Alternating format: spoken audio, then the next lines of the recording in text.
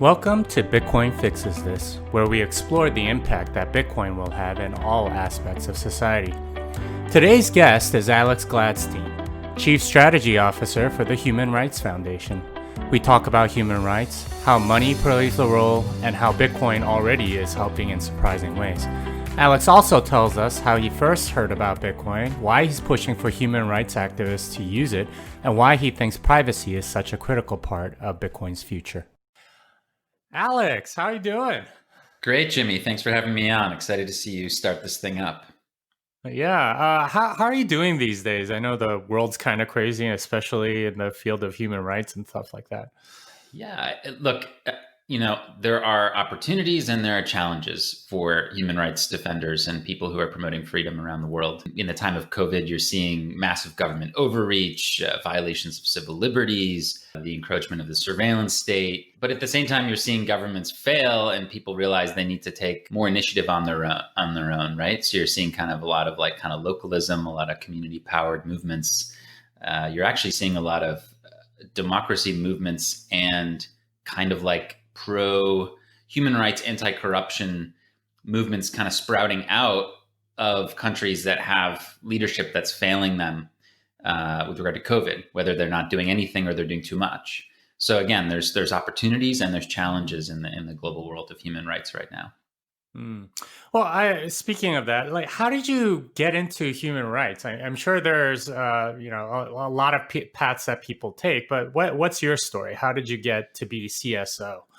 Sure. Well, if we go all the way back, I was very interested in engineering as a student, and perhaps my career would have arced maybe more towards like something like yours had I followed that, given that we both obviously were going to end up in Bitcoin anyway, right? So, but it's interesting. I went to college on an engineering track, and in that freshman year, which was 2004, at Tufts University in Boston, I had an option to take like an elective, and I took a political science class about the war on Iraq.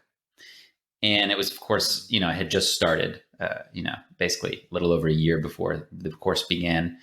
And the point of the course, it was a political science course, and the point was for us to understand why the war was happening, who launched it, what were their agendas, et cetera, et cetera, et cetera. And that kind of really intrigued me, and it made me realize that I wanted to have a career in international relations and trying to seek to understand what was happening with geopolitics, and most importantly, to help people who were victims of abuse.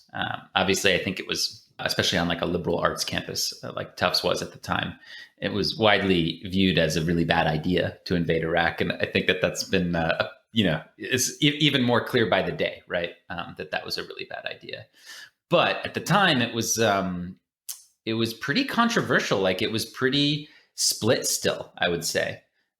People kind of making arguments that it was the right thing to do. And the most dangerous type of argument was actually that it was the right thing to do from a humanitarian perspective. And that was one that I even personally was, of course, sympathetic to at one point or another, where you had these humanitarian folks come and say, hey, look how bad Saddam is. Look, he's gassed his own people, which is all true, right? So that one's the most slippery, dangerous sort of argument to go to war, because it has that kernel of truth in it, right? It wasn't like the WMD's one, which we found out later was totally fabricated. It was real. Saddam was evil. He was one of the worst dictators, right? And he had been aggressive. He had tried to invade Kuwait and other things. So there was actually a really good humanitarian case if you were just, doing a pure debate. And we studied that. And we studied actually the fact that the war was actually kind of, people like to pin it on the neocons, right? Whether it was Wolfowitz or Crystal. But in reality, it was obviously just as much pushed by traditional conservatives like Cheney, Rumsfeld, as it was by liberals. I mean, look at what happened and transpired with votes. I mean, Joe Biden was hugely important to this whole thing, as was Clinton, right? Both Clintons, of course, were at the beginning very sympathetic, and the whole political establishment. So it actually gave us an opportunity to take a semester and actually look at the motives. And some people argue it was for oil, and some people argue it was for, the dollar hegemony, securing the dollar hegemony, forcing people to pay contracts in dollars. Other people argue it was more just as a pushback on a rising Iran, and install an American power base in an area that some thought that one day Russia and China would become more involved in.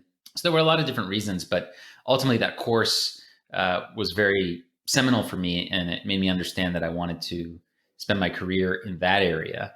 And what happened next was I shifted my major to looking at international relations and Middle Eastern studies. I spent a year in London at the the School of Oriental and African Studies.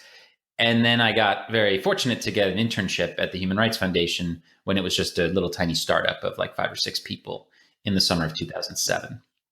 So that began my real exploration into the world of global freedom, because the stuff that they taught me at the Human Rights Foundation isn't really taught in schools. You don't really learn about dictatorship. You don't really learn about the fact that most people live under an authoritarian regime. And I started to learn all of that. So my work at HRF, and now it's 2020, so 13 years later, has really been a career in learning and in speaking to activists and dissidents from all these different countries and learning about their situation, which is often hidden from us because of the way that the journalistic and media world is built.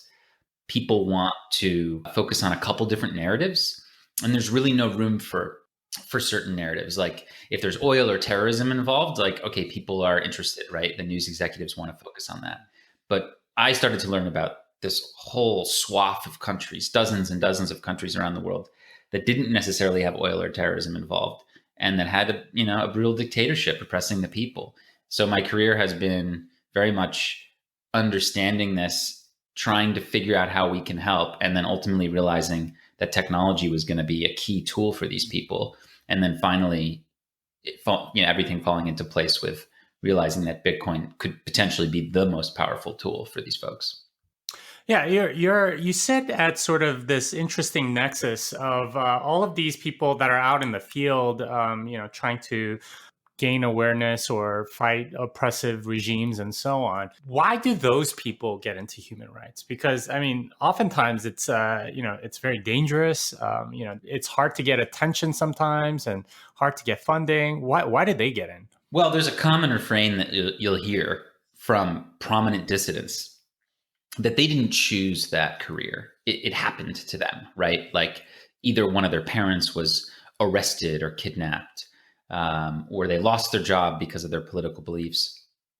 And they sort of unintentionally became a dissident. If you actually kind of interview all the world's top activists who maybe struggled against the Soviet Union or communist regimes in Eastern Europe or regimes anywhere, pick one out of a hat, and you talk to the dissidents who were either very prominent in a previous struggle or are prominent today, more often than not, they'll tell you that this was not the career that they chose. They wanted to become a geologist or an engineer or, a software expert or someone who was a teacher, an educator. And then the dictatorship happened, right? And then that sort of bent their arc of what they did with their time. And they ultimately pursue what they do because they think a better world is possible. And that's what really animates me. A lot of people are like, hey, don't you see all this terror and horror through your work? And isn't that so depressing? And while that's certainly true, what's most amazing is just the tenacity of humans and the human spirit and how indomitable it is. I mean, these people who are escaping from North Korea or Eritrea or struggling against an opponent as big as the Chinese Communist Party, for example, or the Saudis or the Russians, they still do it. They put their life on the line and they seek truth, and eventually they'll win. But it can be obviously, as you've seen, many, many decades before victory, right? But as people say, no empire lasts forever, right? Wow. Yeah. Some of the stories that I hear from these guys, it's just it is kind of crazy that they're almost thrust upon this position, forced to carry the flag for oppressed peoples and so on. And yeah, it's crazy to me that there are so many around the world that continue to suffer.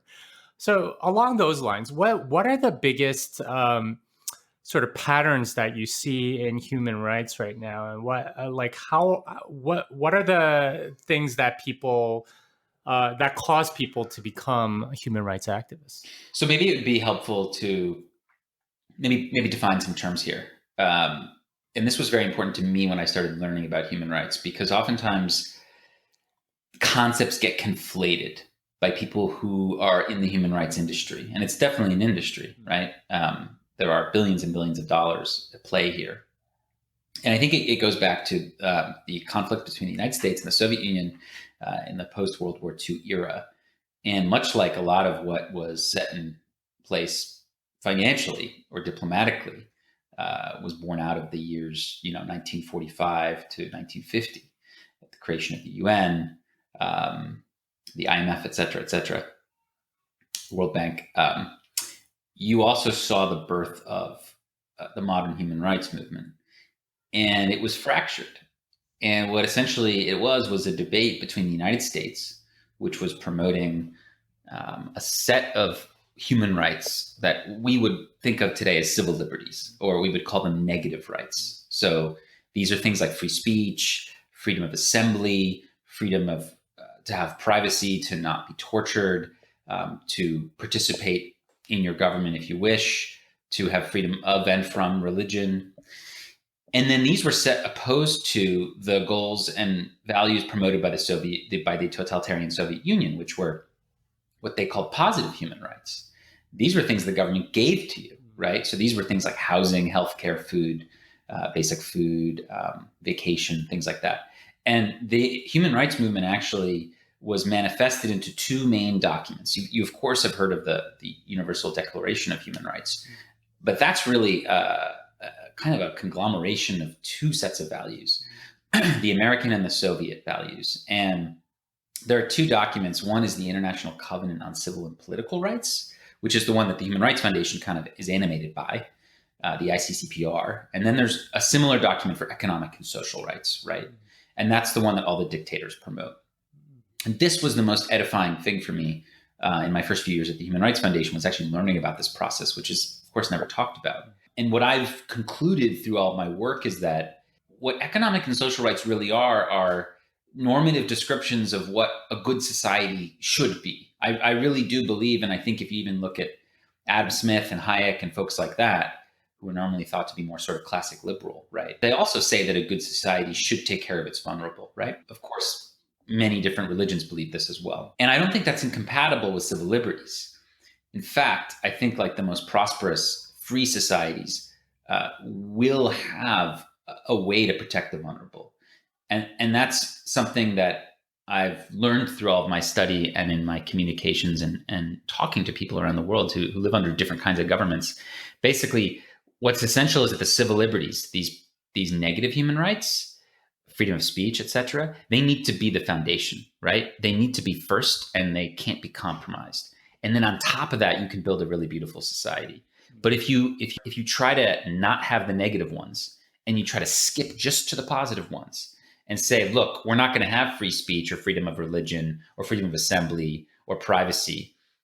We're only going to have housing, the right to have housing and the right to have food and the right to have a good, like a 40-hour work week, which is very much what the Soviets wanted. And it's very much what the Chinese government promotes today and all dictatorships promote.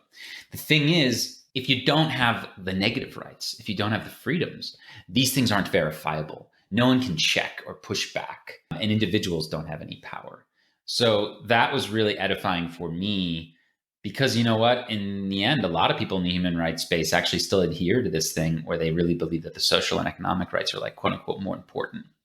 And my argument to them would be the outcomes of what social and economic rights achieve or aspire to are what I believe in. But I don't think you can have those things without freedoms, without basic human freedoms. I think you build one first and then the second. The economic and social stuff to me is like a second layer, but they aren't really human rights properly understood. Does that make sense? Yeah. Why do you think it is that, like, when you focus so much on the positive rights as opposed to the negative rights, that that people, you essentially end up in some sort of tyranny or dictatorship or totalitarianism?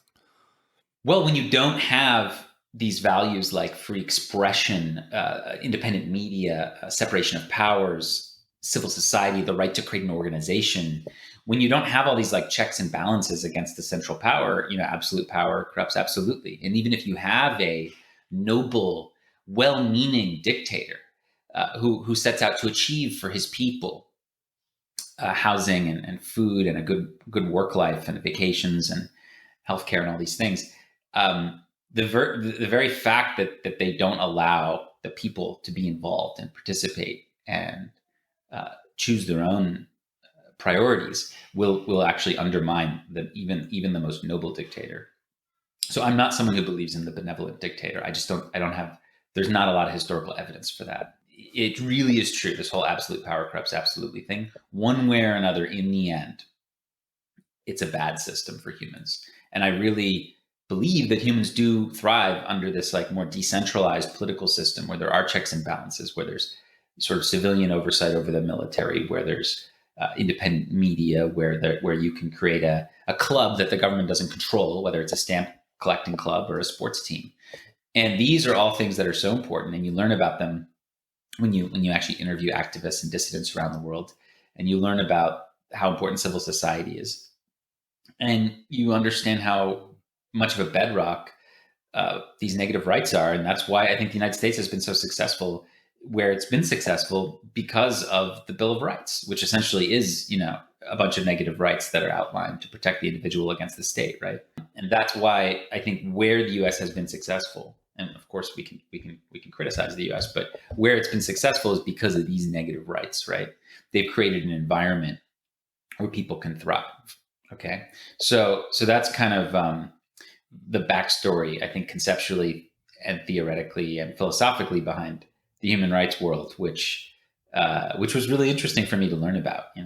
Yeah, it sounds like there's almost like an internal conflict among human rights activists themselves in trying to figure out what comes first and how to do things. How do you manage that, and where do you how do you convince people of that, especially if they're human rights activists? Yeah, I mean, to me, it's fairly intuitive. Like, all I would be fighting for is for your right to debate what kind of healthcare system your country should have, okay?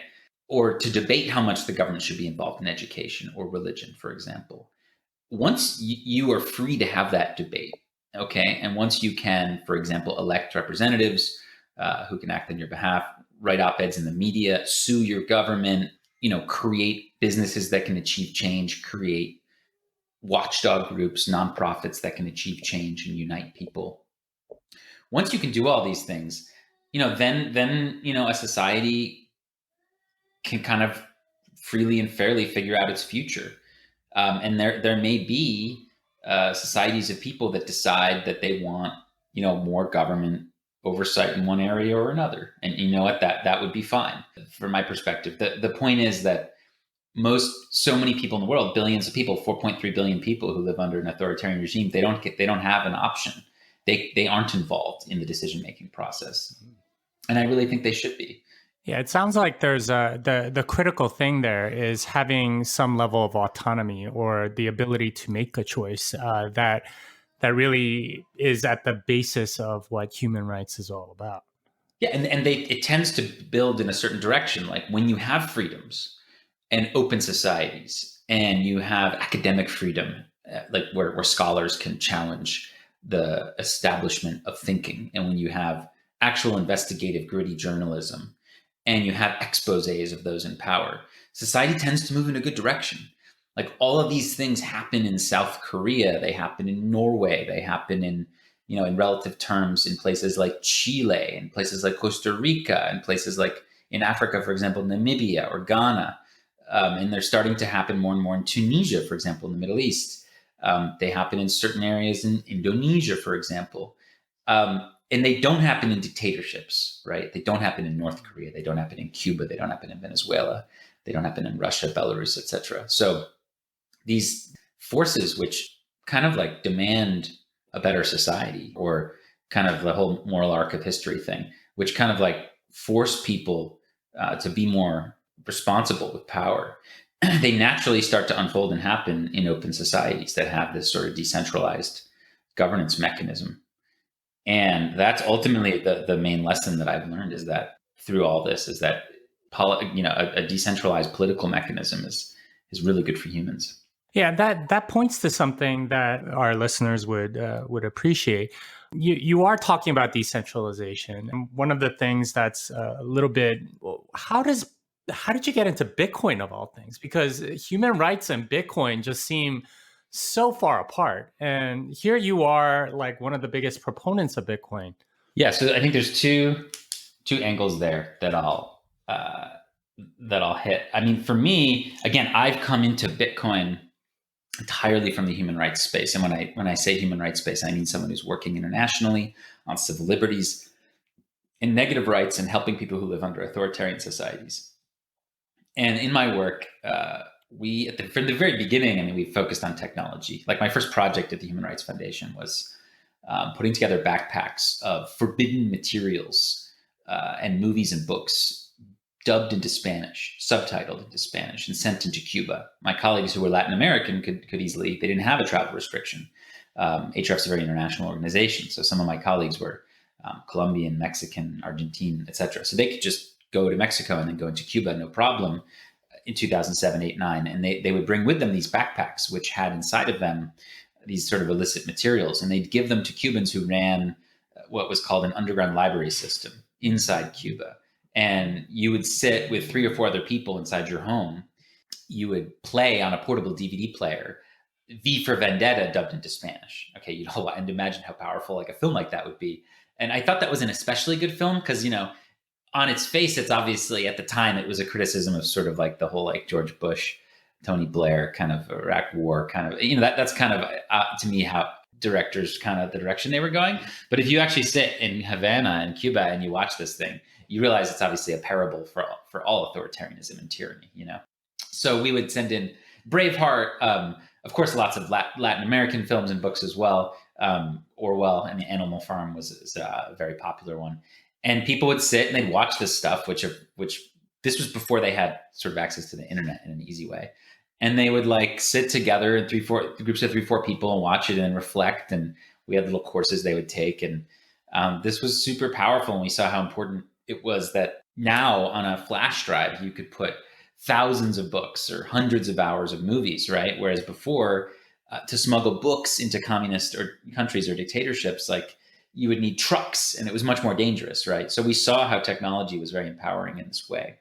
And that carried through to our work with North Koreans, where we ended up working with them to smuggle all kinds of different information and books and films into North Korea. So from the very beginning, I realized technology was going to be very important.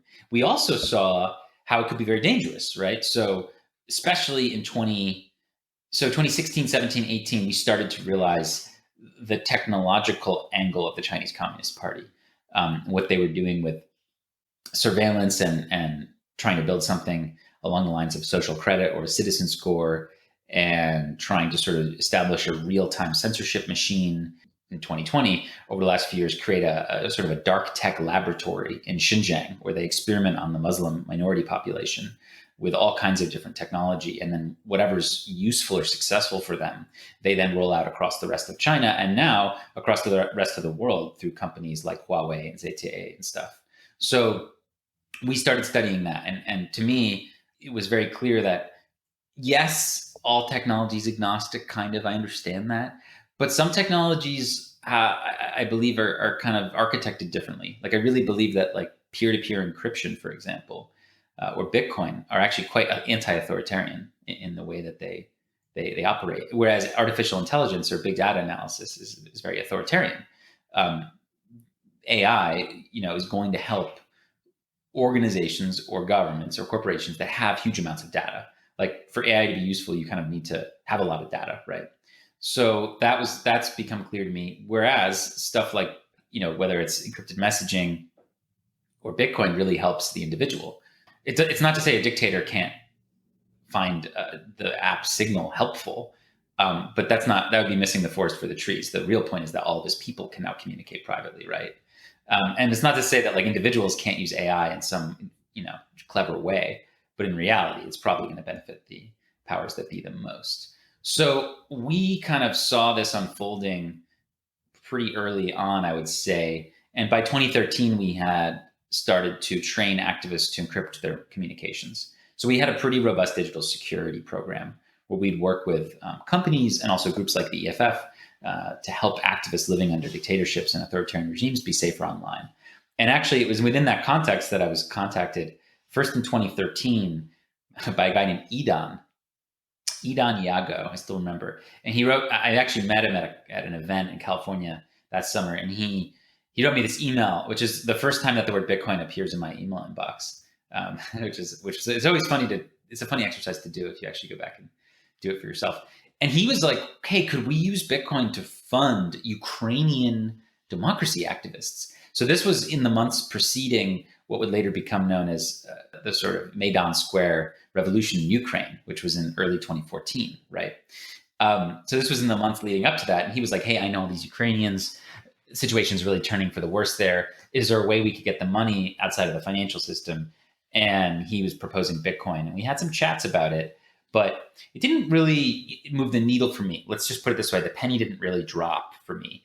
The next year I read as probably many of folks listening did, read the New York Times piece by Mark Andreessen on Bitcoin, which was to this day, if you actually just read it, it's really good. It's short and it's powerful. I don't know why he's dropped off the Bitcoin map. It's weird to me. It's unclear. But he obviously sort of got it then. There was also, he did a Freakonomics episode that year, which was pretty good. So my level of interest increased. And that year we started accepting donations at Href in Bitcoin in the fall of 2014. And of course, at the time we were kind of like, some of our donors were like, can we give in Bitcoin? We were like, okay, whatever. So we set up like an early Coinbase account, and we let's put it this way. We weren't super excited about it. We were like, okay, fine. We'll take your we'll take your Bitcoin for conference tickets or whatever. Right.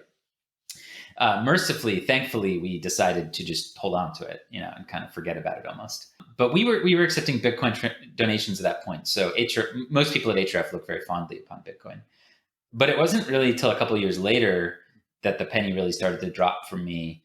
A friend of mine in about September 2016, he was like, hey, I'm on the board of Bitfury, Bitcoin mining company. Like, is there any interest in human rights folks of meeting people in the Bitcoin space and talking to them? And I was like, sure, let's do it. So we did the first workshop a few months later, where we had actual human rights activists from around the world with a couple Bitcoiners. And it kind of grew from there. And then throughout the spring of 2017, summer of 2017, then obviously things got crazy with the price, and my interest ballooned from there. And of course it was like, a full year of me watching videos of you and Andreas, talking about all these different concepts, right? Basically. And realizing how deep the rabbit hole went, right? It took so many hours of time to actually start to grasp it. But by 2018, it was pretty clear to me that this was a hugely important tool for human rights. And that's when we started to be more aggressive, I think, about incorporating this angle into our work. And in the last couple of years, we've done everything from digital security workshops for activists from like a dozen different countries to help them understand how to use Bitcoin safely and as privately as possible, to short videos that explain the relevance of Bitcoin and human rights online, to publishing and speaking about the topic around the world, to of course participating in the Little Bitcoin Book project, and just doing whatever I can to share the power of Bitcoin with human rights activists. Because ultimately, this is in this era, I believe Bitcoin is going to be something that has many different eras in it, right? But this era right now, this is where, if you're a human rights group or a journalist outfit and you're at risk, this is where you're really going to want to learn about this thing. Like, it could really help you right now, materially, like immediately. So that's kind of the arc. And what are some of those ways? Well, right. The first one, of course, is if most human rights activists have money problems. And we've actually interviewed them about these things. And there's different kinds of money problems. One, of course, is this: they never have enough money, right? That's a problem most people have. But they're not, most of the activists themselves are not particularly good at fundraising. And they sort of struggle with that. And they want to do their work, they want to build their movements and recruit supporters and get out in the street or change policy in whatever the way they're going to do. So they don't, raising money is always hard for them. But they often do have international folks that want to give to their cause. And that's hard. Like, if you're in Russia, or in Hong Kong, or in Thailand, or in Algeria, or Saudi Arabia, or, God forbid, Syria, Venezuela. I mean, if you're in any one of these places, it's not so easy for a donor to just like make a wire or donate online to your cause. Like, either the US government will flag and stop the payment, or the local government will know that you're getting foreign donations and they'll shut your bank account down, right? So this was really made clear to me, and it's not something you actually understand until you understand Bitcoin. Like previous to my understanding of Bitcoin, I knew that it was kind of hard to get money to these folks, but until you know there's a solution, you don't think about it very much. You're just like, oh, that's the way things are, But once you realize that, oh my God, these people could just set up like a BTC Pay server instance on their website, and I could just donate to them, and then they could go cash out at a peer-to-peer marketplace or at a Bitcoin ATM. Then you're like, wow, okay, this could actually help today, right now. So that's what we want to seek to do is just, impart this information as much as possible to folks, and they can make their own decisions about whether or not they want to use it. But certainly it is an important arrow in the quiver for these people. Again, they have money problems. They can't really get donations so easily. They don't have control over their finances. And I thought something that was really interesting that came out last week was a profile that CoinDesk did on some Russian human rights activists. And one of them actually said, what's really interesting is that just the fact that Bitcoin exists makes it harder for the government to repress our traditional fiat bank accounts, because they know that if they do that, we'll just use Bitcoin. So they're like disincentivized from doing traditional financial repression simply because they know Bitcoin exists. And that was a very interesting kind of game theoretical thing that I didn't think about. But obviously that's now a thing. So if a government is going to go ahead and shut your bank account down moving forward into 2021, 22, 23, they're going to have to know that you can just use Bitcoin, right? So it's this really cool kind of protective mechanism for people. Yeah, because the government would rather be able to observe your transactions in the traditional way. Yes, yeah, exactly. So in the Russian case, what they're saying is, they're basically letting us use our bank accounts, and we're doing our thing because they know if they shut it down, we'll just do it in a way that they have a harder time understanding and a harder time controlling.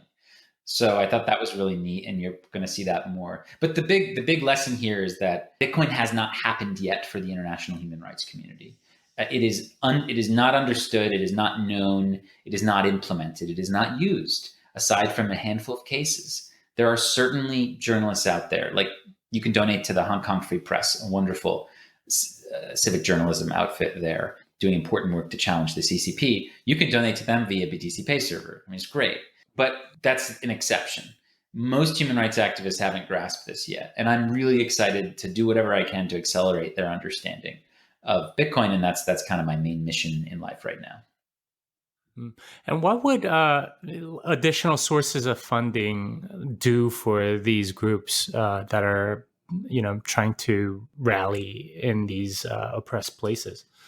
Yeah, I mean, you as a listener may think of human rights and think about some massive, Goliath organization like Amnesty International or Human Rights Watch or something like that with their $100 million budget, right?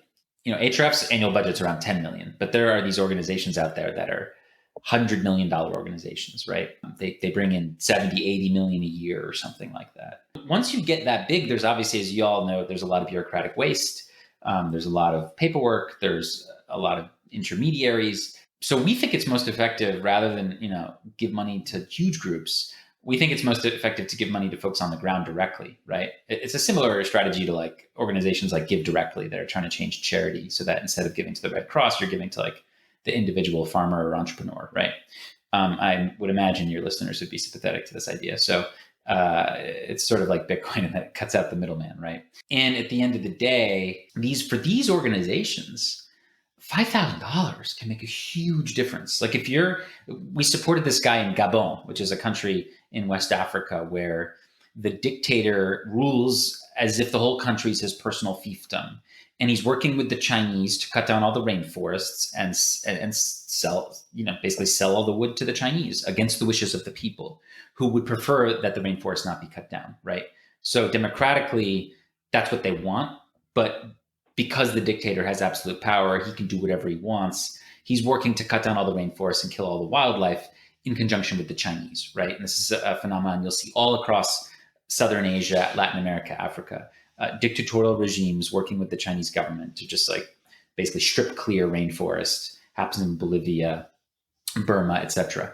But in this particular case, in Gabon, there's a guy who's a polio victim. I mean, he's in a wheelchair, and yet he's able to like run this very annoying for the government, environmentalist group that is trying to have transparency in what the government is doing. They're calling for like transparency, openness. They want the government to tell the people what's happening.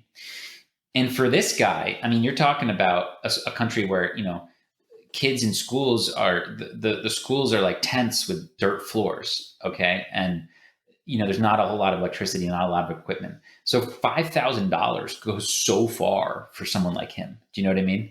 Especially in local currency and what local goods cost. That's an extreme example, but for many of these organizations, a 5 to 10 to 20K gift is a game changer for them, right?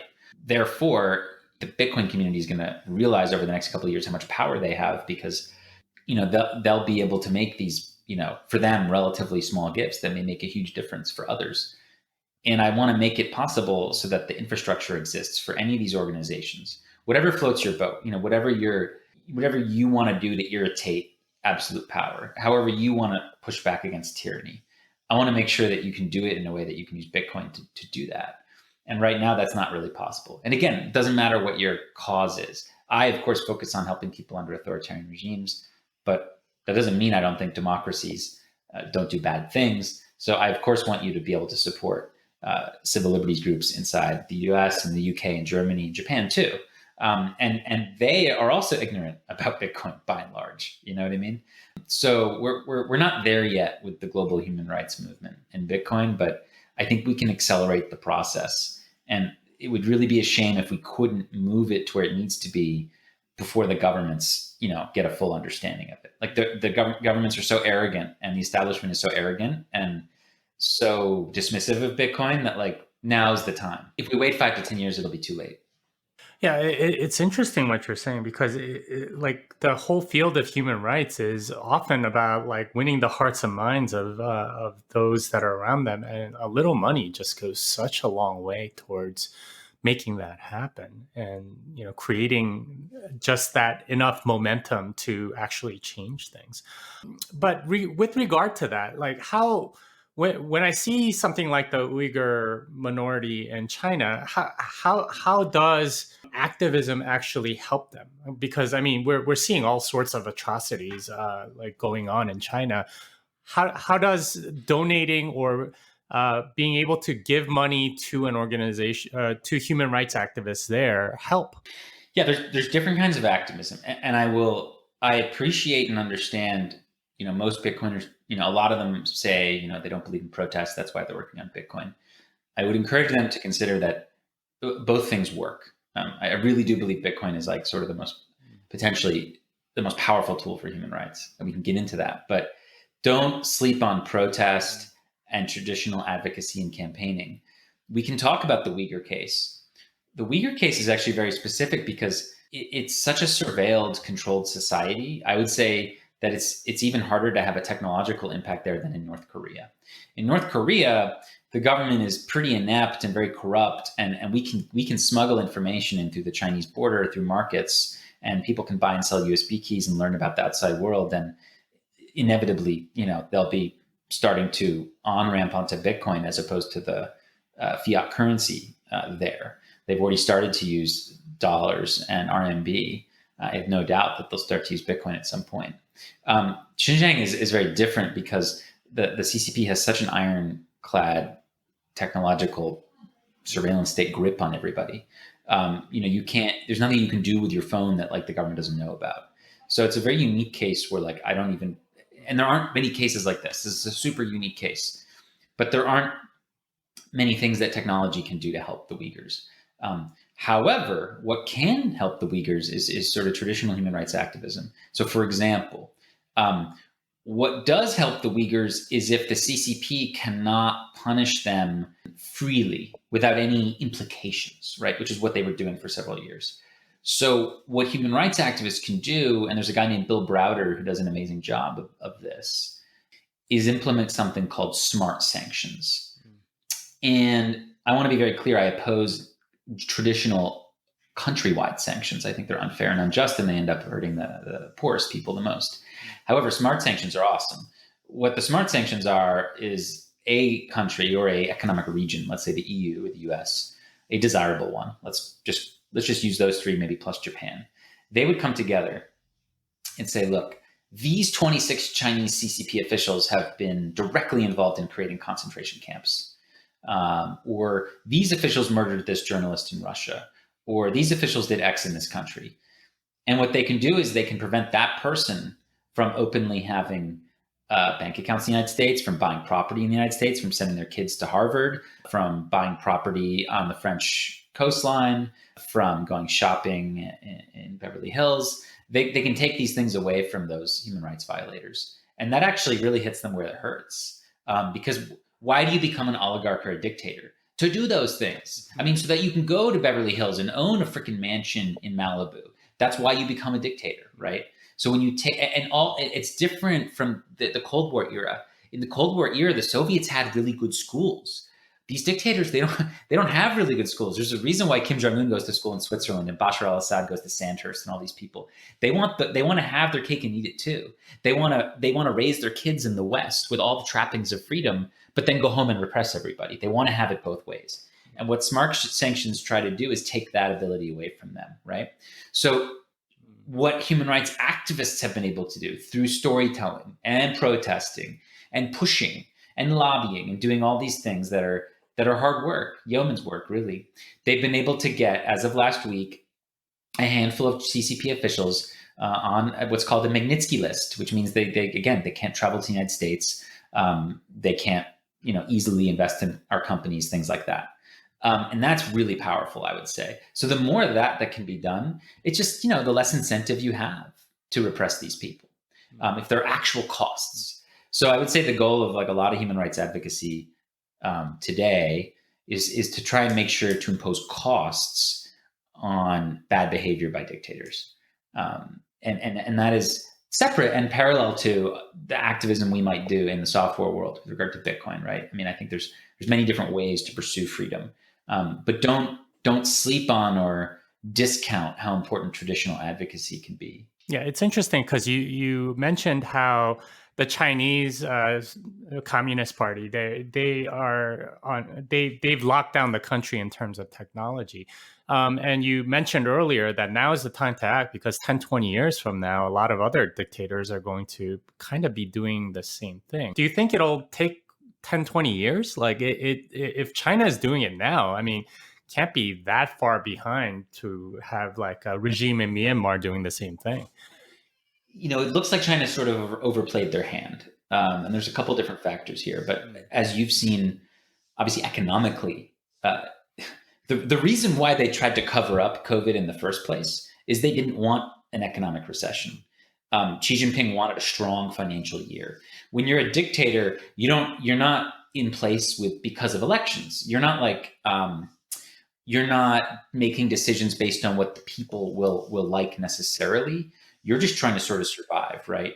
So if there is a big recession, it really hurts them.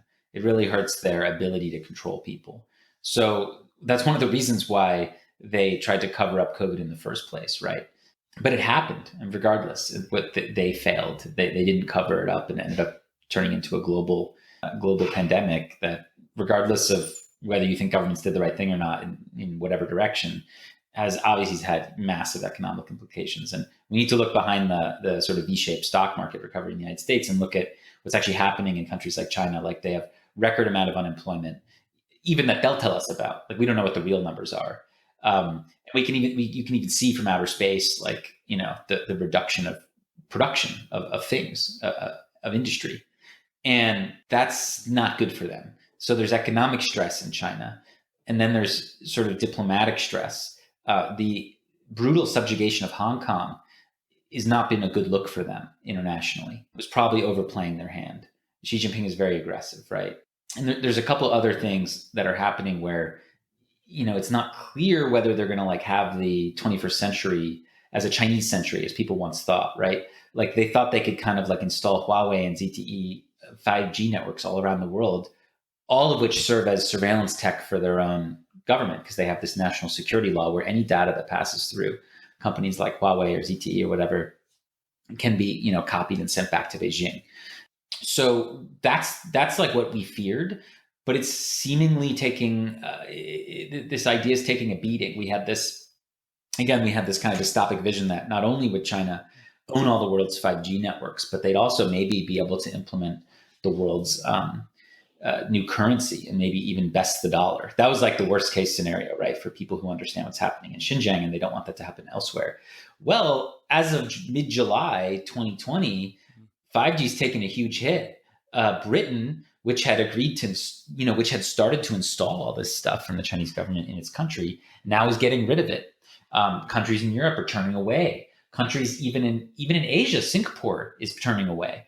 So people are turning away from Chinese 5G and telecoms, which is really bad for the CCP. And in addition, their economic play isn't really working. I mean, a lot of people are like, oh my God, how scary, if the RMB took over. I mean, like 2 to 3% of all transactions are settled in RMB, and like 2 to 3% of reserves are held in RMB. I mean, it's not a desirable currency. Nobody believes in it. So I would say that the Chinese century is very much in question right now, which is not something I would have said a year ago.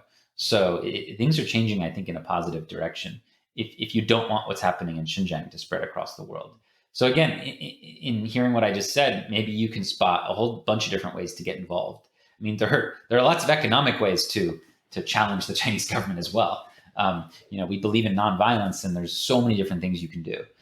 Whether it's boycott goods made in Xinjiang. We just learned the other day, unfortunately, that a huge percentage of PPP, whether it be masks, gowns, etc., are made by slave labor in Xinjiang. So yeah, this is a huge New York Times story that came out 2 days ago. So what's helpful is like we can actually investigate that, and then now we can look at, okay, which companies are doing it, and then we can ask in the United States, we can ask companies to don't buy that stuff. We can actually do this. This is part of traditional human rights advocacy. For example, what happened with regard to South Africa and apartheid. Like there are international coordinated efforts we can do to stop companies from using labor in Xinjiang. It can happen. It's happened before. So I certainly want to continue my work in this area alongside what I'm doing with Bitcoin. I mean, one day Bitcoin is going to be an amazing tool for the Uyghurs because the Chinese Communist Party can't stop them from using it. But right now, given that, I mean, it would be a real stretch to say that Bitcoin could really help anyone in that part of China, because those people don't have control over their bank accounts. Everything is monitored. There are checkpoints every city block in some of these cities where the police look at your phone and they take it apart. That's a place where I think Bitcoin's potential will come in the future. But right now, those people need traditional human rights advocacy. They need people in the West, in the free world, to stand up and help them. And hopefully we'll see more of that, Well, so you recently started funding Bitcoin development, and specifically you focused on privacy, or I think it was coin swaps. Why is privacy such an important issue for you? Yeah, again, it goes back to the lessons I'm learning from activists around the world. Again, we just saw the other day that in Hong Kong, your bank account is at risk of being shut down if the government knows that you're involved in some sort of like pro-democracy work, right? And you're going to see this not just in Hong Kong, not just in dictatorships. You're going to see this you look at Operation Choke Point. Like you've already seen it in America. You'll see it across Europe. Your financial access to the legacy system is going to be increasingly contingent upon being good, okay, by being submissive and patriotic, right?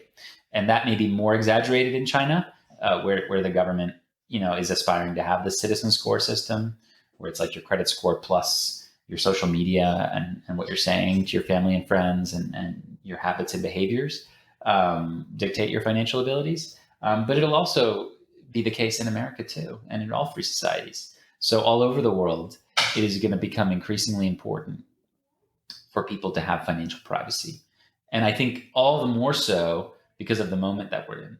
I think financial privacy has always been important, but up until now, most people have, or until recently, at least, most people have had cash as an option for certain things. Like if they wanted to buy a book that was considered controversial, or they wanted to do something the government didn't want them to do, they could have used cash and preserved privacy, but that's disappearing, right? So just to give you some numbers, as of 2018, so obviously these numbers have continued to drop, but less than half of all transactions in Britain are done with cash, less than 40% in the United States, less than 20% in Sweden, about 10% in South Korea. So depending on what country or city you're in, cash can, in certain places today is pretty much gone, for different reasons.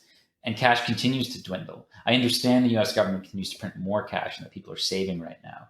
But in terms of like how you spend your money and how you de-anonymize yourself, like how you conduct your day, you more than ever before do it with digital transactions that have trusted third parties.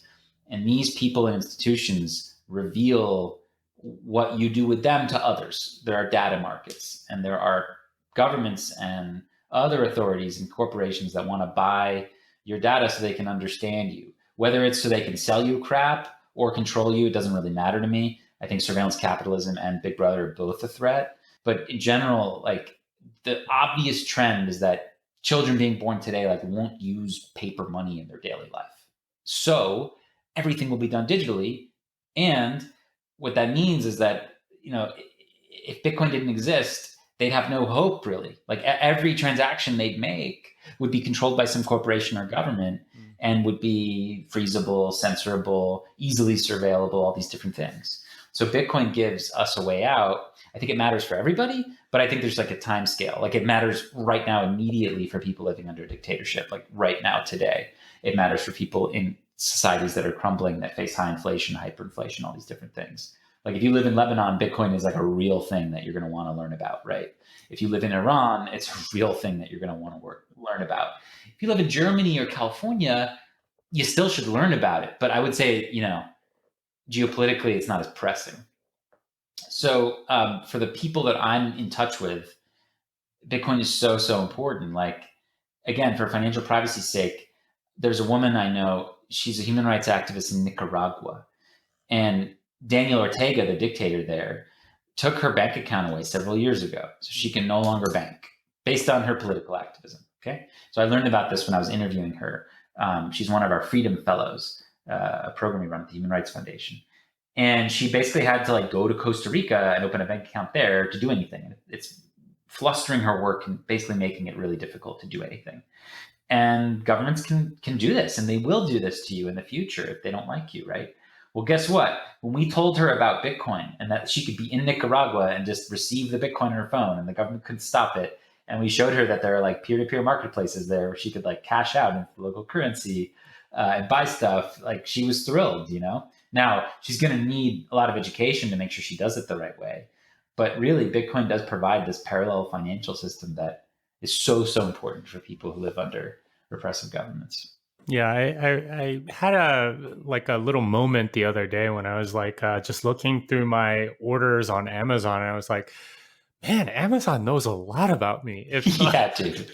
If this data fell into the wrong hands or to people that didn't like me or something like that, this could be really, really bad. And it sounds to me like, Amazon isn't that evil, and the US government, relatively speaking, isn't that evil. But it sounds like in other countries, this is data that can and does get used against you. Yeah, and again, whether it's American companies selling your data to governments, if you live in somewhere else, or whether it's, you're concerned about the US government or the Chinese government, or whoever you're concerned about, it's not great that when you talk to your friend and you have your phone in your pocket, that you get advertisements targeted on the topic of your conversation.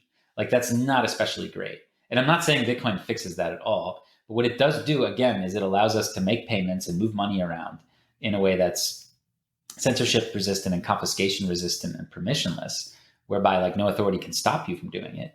And, the reason why privacy is so important is that, look, without Bitcoin privacy, its usefulness is somewhat limited. Like in a democracy where you might have a chance that an organization like Coin Center could rally support and try to convince the US government to not sort of prosecute people or to have relatively a deregulated Bitcoin space. You could imagine that. I mean, maybe you think it's unlikely, but it's possible because we could lobby, people could campaign, there could be we could go protest. Let's say in 20 years, everybody's using Bitcoin, and the US government decides to like apply some huge regulation to it in some way, tax it in some undue way. We could protest. And like, again, I think they'd still win, but like, you have to admit there's a possibility that in a democratic society, we could push back and get what we want as people. That if you live in a dictatorship, you have no hope, right? There's nothing. So it's actually really important that people have an ability to use Bitcoin privately, because then again, the government doesn't necessarily know what you're doing. And that may be the only way that you can buy that book that's banned, or make a payment to your colleague who's helping you with your website where you're promoting free information inside a dictatorship, or the only way you can accept a donation from a foreign donor. So privacy in Bitcoin is so important. I wouldn't say that Bitcoin would fail necessarily without privacy, but it's pretty close. Like if there's no privacy in Bitcoin in 20 years, like it would be pretty close to a failed project in my eyes. Like there has to be privacy. And the good news is there's so much amazing work happening right now in this area. I mean, Bitcoin is about to, I know the big debate right now is, when, but about to, undergo a software upgrade, which will make it possible to have even more privacy, which is pretty exciting, and give programmers and coders, even more tools at their disposal. But when you look at things like CoinSwap and PayJoin, and you look at, even though they're older ideas, I know that they were first formulated 7-8 years ago, the fact that people are now trying to implement them, and the fact that we could live in a world potentially in a year or two where any open source Bitcoin wallet could have a CoinSwap option in it, is pretty freaking cool. And it's really cool for me to see stuff like I have this Android phone, I'm using the Samurai, mobile app. On the Android itself, you can just download the Samurai wallet and you can start doing CoinJoin. Is really cool. And it's buggy, it's not quite there yet, but I'm pretty sure in 2 years it'll be there, it's pretty exciting. And these are really important tools for activists, really, really important. 3 questions to sort of wrap up, because I know we've been going for almost an hour already. You mentioned privacy. Are there any other long-term goals that you have for Bitcoin? Yeah, I think I've laid out why privacy, I feel like, needs to be prioritized for us, especially because I think there are quite a few Bitcoiners, maybe not Bitcoiners, but people in Bitcoin that will sacrifice privacy happily if they can just get more number go up. Lots of holders of Bitcoin, big corporate holders of Bitcoin, or maybe people who have GBTC or whatever, and they will oppose privacy upgrades to Bitcoin. And I don't think they'll have any ability to stop it, which is why Bitcoin is so awesome. But they don't want more privacy in Bitcoin because it makes it less regulatable and compliant, right? And that means maybe they make less money. And I think you'll see this as a huge conflict over the next couple of years in Bitcoin. People between people who want Bitcoin to be more traceable and more compliant and more regulatory so they can make more money, versus like people who realize Bitcoin is this really powerful tool for human freedom and that it needs to be private and permissionless as possible. So that's, again, why the privacy piece is so key. But I'd say also access. So it is obviously a little hard for the average person to set up a full node and interact with it. I think there's a lot of work that can be done there. So some of the development fund in the future, some of the things we'll be supporting is like making it easier for people to both run full nodes and also interact with their full nodes from their phones. That I think is a really interesting area that's important. There's also access when it comes to infrastructure. So, there's obviously huge caveats when it comes to like SPV wallets, but there are, people working on a similar idea that would be more privacy protecting, that would allow you to use Bitcoin in like a super low bandwidth area, right? So like I'd say access and infrastructure, and then also just resilience, like just making it possible for, in this age where like the Bitcoin blockchain is continually growing, like making it possible for people to run full nodes at home, strengthening, what full nodes do, things like that. These will be very important. So I would say kind of like maybe if it's a trinity, it would be privacy, access, and resilience. Yeah, it is interesting because I've been thinking a lot more recently about the Lightning Network and using that as sort of the backbone for a lot of things that would absolutely be fantastic for a lot of human rights people. Because instead of using a trusted third party, you route through the Lightning Network, and it's end-to-end encrypted for everything, which would be kind of amazing, like having no trusted third party. Yeah. So look, if I could give to every, and this could happen in like 18 months, 24 months, if every single activist who goes to the Oslo Freedom Forum, which is an event that you've been to, which I encourage anyone to check out at oslofreedomforum.com. Obviously, COVID has put a hamper on our plans, but we'll try to be back next May with a big event in Norway.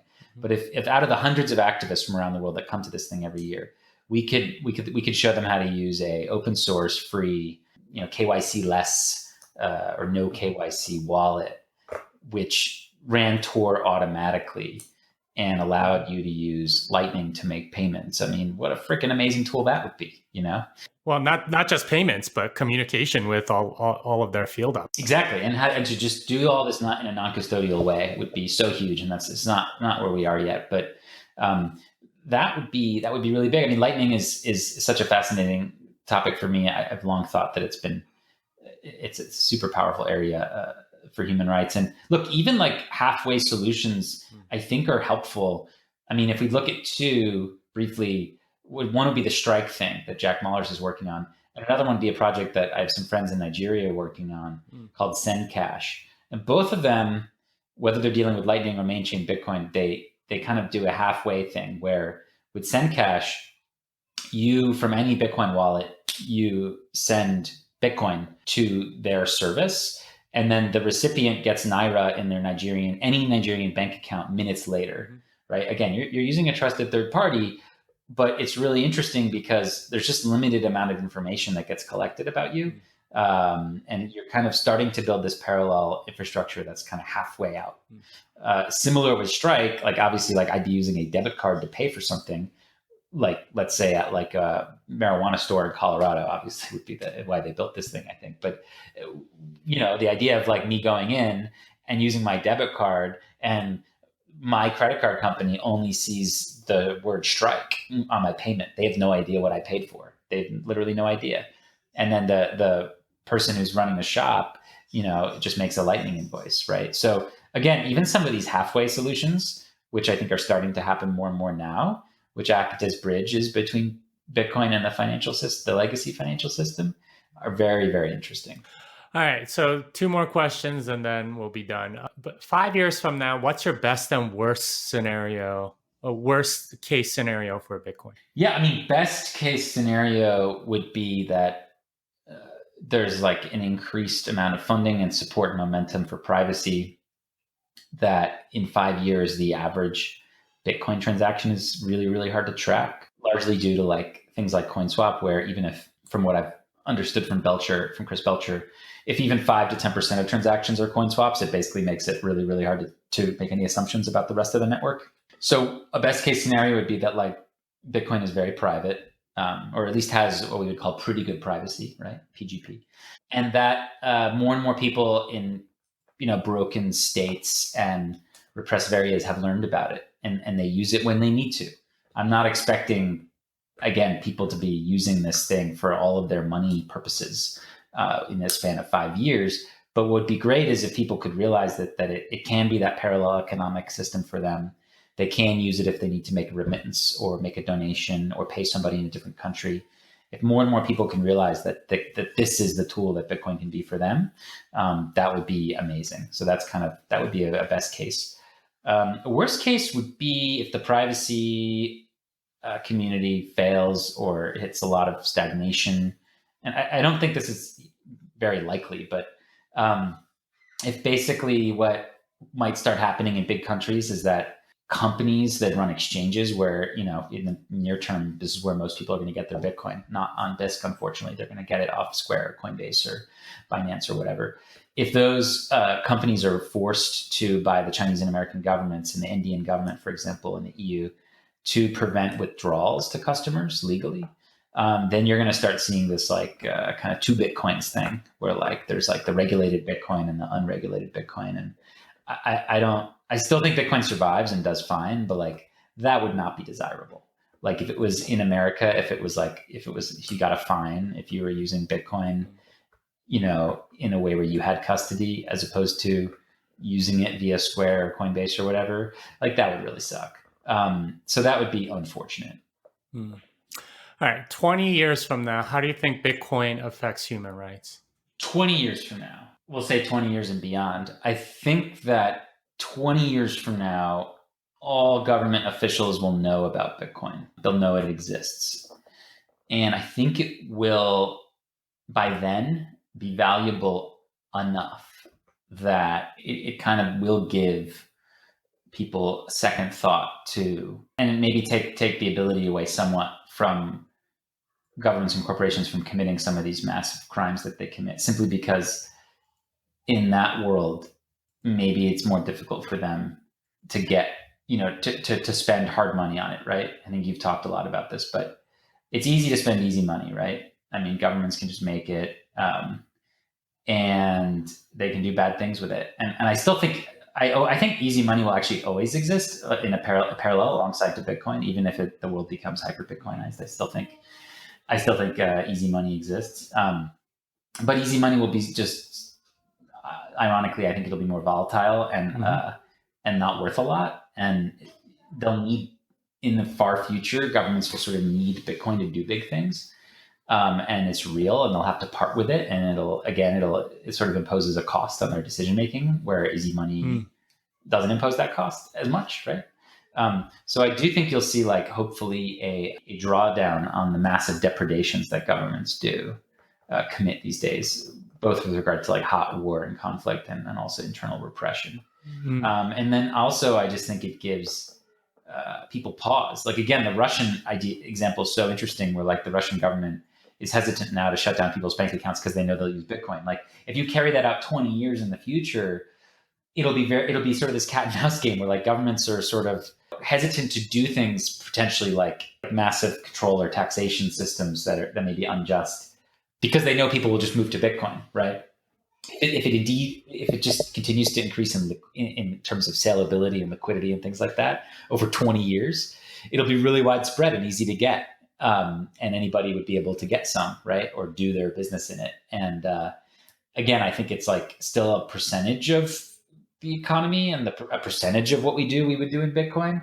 I still think that fiat money would exist, and that a lot would be settled in it, et cetera, and that even today most money is credit anyway. So, like loans and whether it be personal loans, corporate loans, mortgages, I think all these things would still probably be done with easy money. But it really does kind of put a check to, it sort of puts an ultimate check maybe to what these folks can do. And more importantly, it gives a lifeline. So if anything, in 20 years, I really think that no matter how repressive the government, people in those countries will have a way out, and hopefully a way to move their money. And that's could be more powerful than voting, right? If you decide to move your talents and your value and your time and your effort, which you've turned into Bitcoin, and you decide to leave your country with that and go somewhere else, like that's a huge hit to your country, right? It's a brain drain effect. So hopefully you'll see, like, just again, more usability and understanding and education about Bitcoin, so that more people can do that. More people can realize, oh my God, I can just sell off my assets into Bitcoin, and then I can go somewhere else and they'll accept me. So a little bit of that idea of the futuristic idea of like that governments will have to start competing over their people.